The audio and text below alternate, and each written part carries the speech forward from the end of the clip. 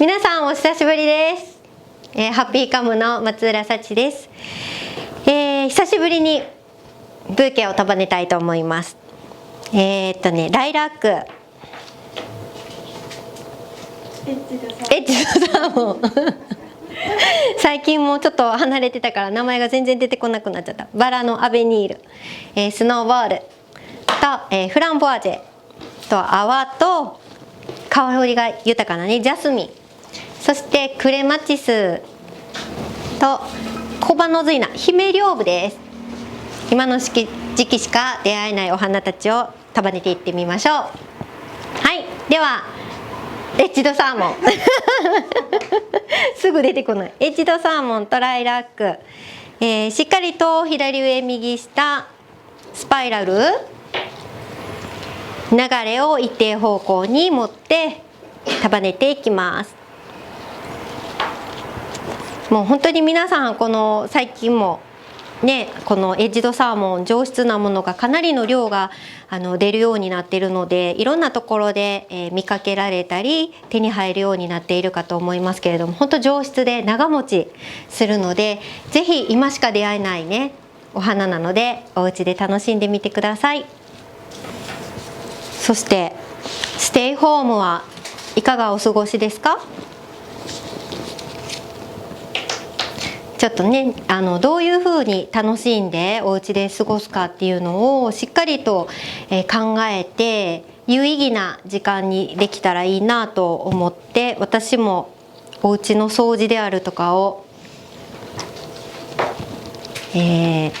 気がある時にはしっかりと取り組んで快適に過ごせるように、模様替えをねしたりしてます。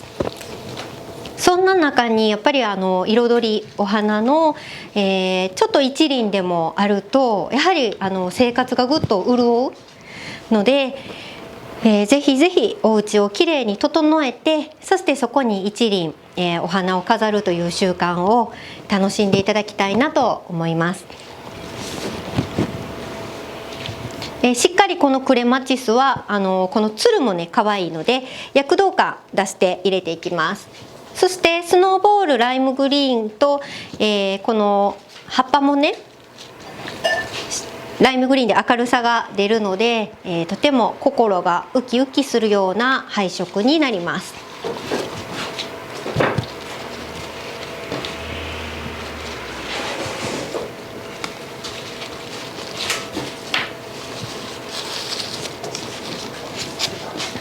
今年の母の日も本当にたくさんの、数ご注文いただいてもう毎日スタッフみんなもうウキウキしながら束ねさせていただきました。アレンジメントもデザインさせていただきました。無事に届きましたよっていう、メールやお電話までいただいて本当にありがとうございました。来年からはねより、4月末からお届けするのがもう本当に当たり前になればいいなって思うぐらい5月の気温もぐんぐん上がってますし、ありがとうっていうね伝える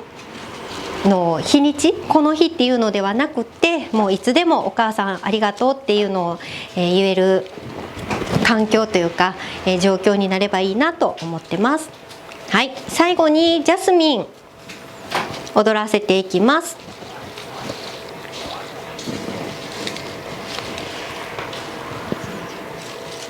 はい、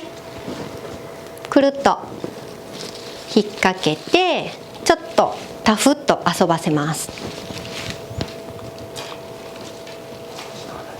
レッスンちょっとね4月5月お休みさせていただきましたけれども、6月からはまた再開できればいいなと思ってます。また再開できた時には皆さんと大笑いできるような、ビシバシスパルタなレッスンをしますので楽しみに待っててください。はい、ブーケ完成です。このね、芍薬がぐっと大きく手のひらサイズぐらいに咲いてくるので、少し、芍薬と芍薬の空間を咲いた時にも美しく間を空けて束ねてます。ではまたねでも。できた。あでも早い。素早い。